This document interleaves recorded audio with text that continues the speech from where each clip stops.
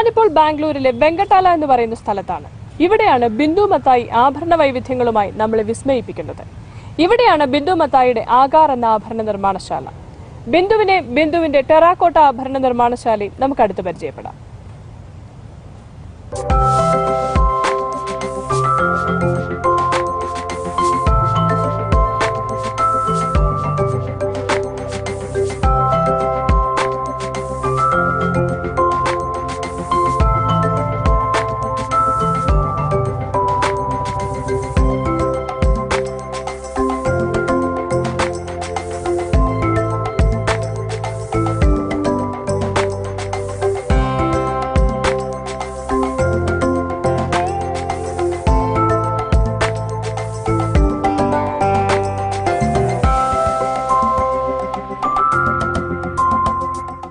Hello Bindu. Hi Bindu, ശരിക്കും ഈ ആകാറിലേക്ക് വരിക എന്ന് പറയുമ്പോൾ തന്നെ നല്ല രസമുണ്ട്. രണ്ട് വശവും നിറയെ മരങ്ങളും ഒക്കെ ആയിട്ട് വേറൊരു മൂഡാണ് ഇങ്ങോട്ട് വരാൻ. ബാംഗ്ലൂർ ആണെന്നേ തോന്നില്ല ശരിക്കും പറഞ്ഞു കഴിഞ്ഞാൽ കണ്ടാല്. അപ്പൊ എങ്ങനെയാണ് ശരിക്കും ഈ ആകാറിന്റെ ഒരു പിറവി എന്ന് പറയുന്നത്? ഞാനിവിടെ ഒരു 14 വർഷമായിട്ട് കല്യാണം കഴിച്ചതിന് ശേഷം ഇവിടെ വന്ന് താമസിക്കുകയായിരുന്നു യലഹങ്കയില്. അങ്ങനെ കുട്ടികളൊക്കെ വലുതായി അവരൊക്കെ സ്കൂളിലെല്ലാം പോയി തുടങ്ങിയപ്പോഴാണ് എനിക്ക് എന്തെങ്കിലും ചെയ്യണമെന്ന് തോന്നിയത്. അങ്ങനെ ഇരുന്നപ്പോഴാണ് ഞാൻ ഈ ഇൻസ്റ്റിറ്റ്യൂഷനെ കുറിച്ച് കേൾക്കാനിടയായത്. ഈ regional design and technical development centre എന്ന് പറഞ്ഞിട്ട് അത് ബാംഗ്ലൂരിൽ തന്നെ ഒരു വിക്ടോറിയ ലേഔട്ടിലായിരുന്നു ഈ ഇൻസ്റ്റിറ്റ്യൂഷൻ. അത് ആക്ച്വലി ബൈ ചാൻസ് അറിയാനിടയായതാണ്. എൻ്റെ ഹസ്ബൻഡ് എന്തോ വാങ്ങാൻ പോയപ്പോൾ ഈ പോട്ടറി ടൂൾസ് ചെയ്യുന്ന ഒരു ഫാബ്രിക്കേറ്ററിനെ കാണാൻ പറ്റി. അങ്ങനെ ഈ ടൂൾസും കൊണ്ട് എൻ്റെ അടുത്ത് വന്നപ്പോഴാണ് ഞങ്ങൾ ഈ ടൂൾസ് എന്തിനായിരിക്കും ഉപയോഗിക്കുന്നത്, എവിടേക്കായിരിക്കും ഇവർ കൊടുക്കണതെന്ന് അറിഞ്ഞപ്പോഴാണ് ഇങ്ങനൊരു ഇൻസ്റ്റിറ്റ്യൂഷൻ ഉള്ളതായിട്ട് തന്നെ അറിഞ്ഞത്. ഇത് സെൻട്രൽ ഗവൺമെന്റ് ഒരു ഇൻസ്റ്റിറ്റ്യൂഷനാണ്. അതൊരു 4 months ട്രെയിനിങ് ആയിരുന്നു. അതെനിക്ക് ഭയങ്കര ഒരു ചേഞ്ച് ഓഫ് ആറ്റിറ്റ്യൂഡും ലൈഫും എനിക്ക് ഇഷ്ടപ്പെട്ട കുറെ ആളുകളും. അപ്പൊ അവിടെ ഇങ്ങനെ പഠിച്ചു കഴിഞ്ഞപ്പോ തോന്നിയോ എന്നാ എന്റെ ഒരു മേഖല എന്ന് പറയുന്നത് ജ്വല്ലറി മേക്കിംഗ് ആണ് എന്ന് തിരിച്ചറിഞ്ഞ ശേഷമാണോ ജ്വല്ലറി മേക്കിങ്ങിലേക്ക് തിരിയുന്നത്? ജ്വല്ലറി മേക്കിംഗ് എന്ന് പറഞ്ഞൊരു സംഗതിയേ ഉണ്ടായിരുന്നില്ല അവിടെ. ടെറാക്കോട്ട ജ്വല്ലറി എന്ന് പറഞ്ഞൊരു കോൺസെപ്റ്റേ ഉണ്ടായിരുന്നില്ല. ഞങ്ങള് ജനറലായിട്ട് ക്ലേ കൊണ്ട് ആദ്യം തന്നെ വെറുതെ കൈവച്ച് ക്ലേനെ മോൾഡ് ചെയ്യാനായിട്ട് പഠിപ്പിക്കും. പിഞ്ച് പോട്ട്സ് അല്ലെങ്കിൽ എന്തെങ്കിലും സ്കൾപ്ചേഴ്സ് ഒക്കെ ചെയ്യാനായിട്ട്. സ്റ്റോൺ വെയർ പോട്ട്, ഈ ഡിന്നർ വെയർസ് ഒക്കെ കാണാറുണ്ട്. അപ്പൊ അത് ചെയ്യാന്നുള്ളതായിരുന്നു എന്റെ ആഗ്രഹം. അതെ അതെ അതെ അത് വെച്ചിട്ടാണ് ഞാൻ പോയത്. ഈ ഗോൾഡൻ ബ്രിഡ്ജ് എന്ന് പറഞ്ഞിട്ട് പോണ്ടിച്ചേരിയിലൊക്കെ ഉണ്ട്. അപ്പൊ അതായിരുന്നു എന്റെ ഉള്ളിലെ ഇന്റൻഷൻ വെൻ ഐ വെന്റ്. അത് കഴിഞ്ഞ് പക്ഷെ അവിടെ ചെന്ന് കഴിഞ്ഞപ്പോ നമുക്ക് മനസ്സിലാവും നമുക്ക് എന്തിനാണ് കൂടുതൽ താല്പര്യം മാത്രമല്ല നമുക്ക് എന്തായിരിക്കും ചെയ്യാൻ കഴിവ്, നമ്മുടെ കഴിവുകൾ തന്നെ നമ്മൾ അപ്പോഴേ അറിയുള്ളൂ. അങ്ങനെ നോക്കിയപ്പോഴാണ് എനിക്ക് തോന്നി എനിക്ക് ചെറിയ ചെറിയ സംഗതികൾ ചെയ്യാനാണ് കൂടുതൽ വശം എന്ന് തോന്നി. ഞാൻ ചെയ്തു തുടങ്ങിയത് തന്നെ ഒരു ഗണേശയാണ്. അപ്പോൾ അതൊരു ഇൻലേ വർക്ക് എന്ന് പറഞ്ഞിട്ട്, അതായത് ക്ലേയിൽ തന്നെ നമ്മളൊരു പോർഷൻ ഇങ്ങനെ കുഴി പോലെ എടുത്തിട്ട് അതിൽ വേറൊരു ക്ലേ, വൈറ്റ് ക്ലേ അതിൽ ബ്ലെൻഡ് ചെയ്യുന്ന വെച്ചാൽ ഗ്രൂസിലൊക്കെ ഉള്ളിലേക്ക് കയറ്റി അങ്ങനെയൊക്കെ വരും. ഗ്രാജുവലി എനിക്ക് അവിടെ വെച്ച് തന്നെ എനിക്ക് തോന്നുന്നുണ്ടായിരുന്നു ജ്വല്ലറി എന്ന് പറഞ്ഞൊരു സംഗതി ആരും അങ്ങനെ വെഞ്ചർ ചെയ്തിട്ടില്ല, ചെയ്യുന്നില്ല. അങ്ങനെ ആണ് ഈ ടെറാക്കോട്ട ജ്വല്ലറി മേക്കിങ്ങിലേക്ക് തുടങ്ങണേ. പിന്നീട് എപ്പോഴാണ് ശരിക്കും പറഞ്ഞു കഴിഞ്ഞാൽ ആകാറിനെ നമ്മൾ ഇന്ന് കാണുന്ന ഈ ഒരു രീതിയിലേക്ക് മാറിയത്? ഒരു വളരെ സ്ലോ ആൻഡ് കംഫർട്ടബിൾ പ്രോസസ് ആയിരുന്നു. ഞാനിവിടെ ഇത് കഴിഞ്ഞ് വന്നപ്പോൾ ഇങ്ങനെ ഒരു ചെറിയൊരു മുറി ഇവിടെ വേക്കൻ്റ് ആയിട്ടുണ്ടായിരുന്നു, ഒരു പമ്പ് ഹൗസ്. അപ്പൊ അതില് ഒരു സ്ലാബ് ഇട്ടിട്ടാണ് ഇത് തുടങ്ങിയത്. അങ്ങനെ ഗ്രാജുവലി അതിനെ തന്നെ ഒന്ന് മോടി പിടിപ്പിച്ചൊരു ബോർഡൊക്കെ ഉണ്ടാക്കി 1-2 മാലകളൊക്കെ അതിലൊക്കെ ഡിസ്പ്ലേ ചെയ്യാൻ തുടങ്ങി. പിന്നെ ഒരു ബാനർ പോലെ ഒരു ടെറാക്കോട്ട ജ്വല്ലറി എന്ന് പറഞ്ഞ ഞങ്ങളുടെ ഗേറ്റിന്റെ അവിടെ, മെയിൻ റോഡാണല്ലോ ഇത്, ഹൈവേ, ഹൈദരാബാദിലേക്ക് പോകുന്ന ഹൈവേ. അപ്പൊ ആരോ അത് കണ്ടിട്ട് 1-2 പേര് വരാൻ തുടങ്ങി. പിന്നെ ഒരു ജേർണലിസ്റ്റ് ആക്ച്വലി ഹൈദരാബാദിലേക്ക് ട്രാവൽ ചെയ്യായിരുന്നു. ഇതെന്താണ് ഈ ടെറാക്കോട്ട ജ്വല്ലറി എന്ന് അറിയാൻ വേണ്ടി, ടെറാക്കോട്ട ജ്വല്ലറി എന്ന് മാത്രമാണ് അന്നൊരു ഇങ്ങനൊരു വേർട്ടിക്കൽ മരത്തില് തൂക്കിയിട്ടിരിക്കുകയായിരുന്നു പുറത്ത്. അന്ന് ഇവിടെ 2 വശവും നിറയെ മരങ്ങളായിരുന്നു. അല്ല, മെയിൻ റോഡില്. അതെ. അപ്പൊ അങ്ങനെയാണ് അത്. പിന്നെ അപ്പൊ അങ്ങേര് വന്നൊരു ആർട്ടിക്കിൾ എഴുതി. അങ്ങനെ കുറച്ച് അപ്പൊ കുറച്ച് പേര് അതാ കണ്ടിട്ട് വാങ്ങാൻ തുടങ്ങി, വരാൻ തുടങ്ങി. ബിന്ദു, അപ്പൊ നമ്മൾ കുറെ നേരം ബിന്ദുന്റെ വിശേഷങ്ങളൊക്കെ കേട്ടു. ഇനി നമുക്ക് കുറച്ച് ഡിസൈൻസ് കാണാം അല്ലേ? തീർച്ചയായിട്ടും.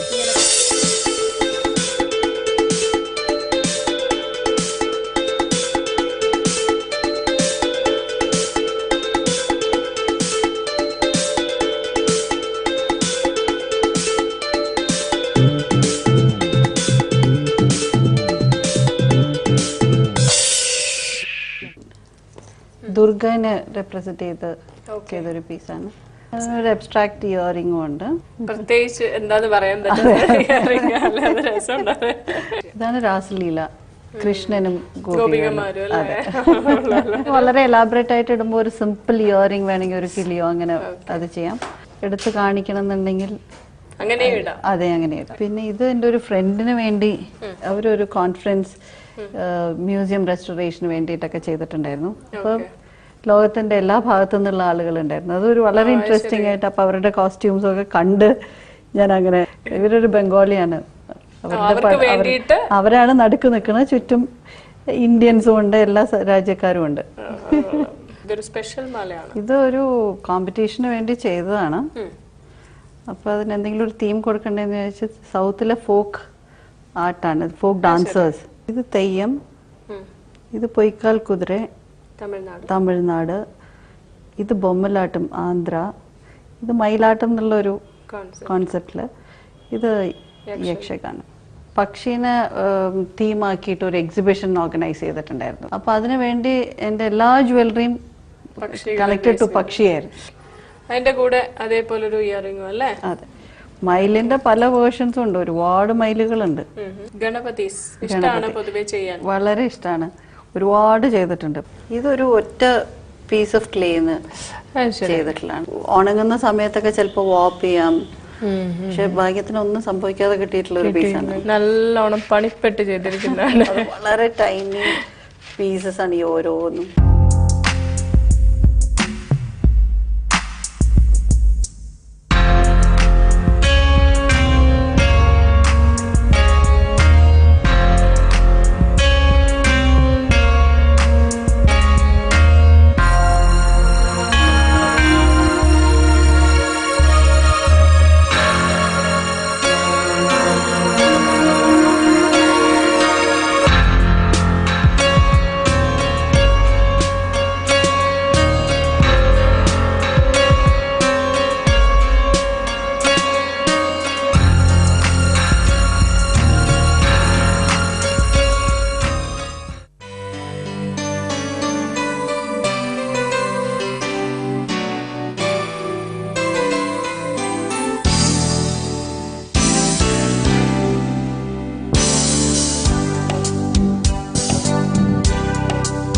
അപ്പൊ ഇതാണ് ആകാറിന്റെ ഉൾഭാഗം. നമ്മൾ കുറച്ച് ഭാഗമൊക്കെ കണ്ടു, എന്നാലും ബാക്കി മുഴുവൻ ഇതാണ് അല്ലേ? ഇതെന്താണ്? ഇതൊരു വിൻഡ് ചൈം എന്ന് പറയാം. ഇതിലും കൃഷ്ണനും ഗോപികമാരുമാണ്, ഒരു ബെല്ല് മാതിരി. രസമുണ്ട് കേട്ടോ. സാറിന് നമ്മൾ കാണുന്ന പോലെ ക്ലേ ആണ്. അവരുടെ മുടിയും കുഞ്ചലവും എല്ലാം ക്ലേയിലാണ് ചെയ്തിരിക്കുന്നത്. രസമുണ്ട്.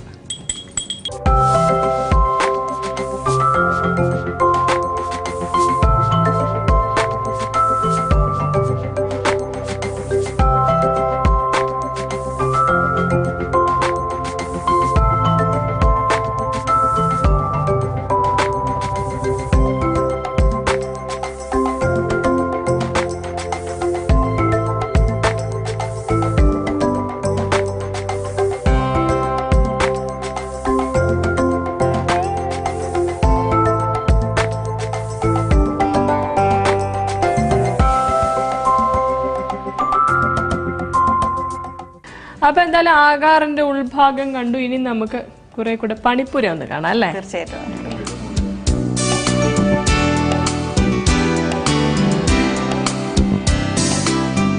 അപ്പൊ ഇതാണ് പണിപ്പുര അല്ലേ? അതെ സന്ധ്യ. എന്താണ് ഓരോരുത്തരുടെ പാർട്ട് എന്താണ് ഇവിടെ? ഇവിടെ ഈ കുട്ടി പെയിന്റിങ് ചെയ്യാണ്. ശരിക്കും തുടക്കം ക്ലേ വർക്ക് ആണ്. അത് കഴിഞ്ഞ ബീഡ്സ് എല്ലാം റൂം ടെമ്പറേച്ചറിൽ ഉണക്കി 10-15 ദിവസം, ചിലത് 20 ദിവസം. ഈ ആള് കമ്മലുകൾക്കെല്ലാം അതിന്റെ പിൻ ഫിക്സ് ചെയ്യണം. പെയിന്റിങ് വർക്ക് ചെയ്യണം. ഓക്കെ, ഓരോരുത്തർ ഓരോന്നാണ്. ഇവിടെ എന്താണ് പരിപാടി? ഇതാണ് അതിന്റെ മെയിൻ വർക്ക്. ഇതാണ് ക്ലേ കൊണ്ട് ബീഡ് സ്കൾപ്റ്റ് ചെയ്യാണ്. ഓരോ ഷേപ്പ് ഒക്കെ വരുത്തുന്നത് ഇവിടെയാണ്. ഷേപ്പ് എടുത്ത് കഴിഞ്ഞിട്ട് ഇപ്പൊ അതിനൊരു ടെക്സ്ചർ കൊടുക്കാൻ വേണ്ടിട്ട് അപ്പൊ വേറൊരു ടെക്സ്ചർ വന്നു. ഒരു രുദ്രാക്ഷ ഒരു ഫീൽ. ഇനി ഇത് ഉണങ്ങണം അല്ലേ ശരിക്കും പറഞ്ഞു കഴിഞ്ഞാല്? ഈ സ്റ്റേജിൽ തന്നെ ഞങ്ങൾ ഈ ഹോളൊക്കെ ഇട്ട് വെക്കും. അല്ലെ പിന്നെ പറ്റില്ലല്ലോ, കാണാം. ഈ ഓൾറെഡി ഒരു മീനിന്റെ ഇത് ഉണ്ടാക്കി വെച്ചിട്ടുണ്ട്. ഓക്കെ, അപ്പൊ ഇതാണ് പണിപ്പുര. അതെ, ഞങ്ങൾ ചെറിയ ബീഡ്സുകളൊക്കെ ഉണ്ടാക്കണം.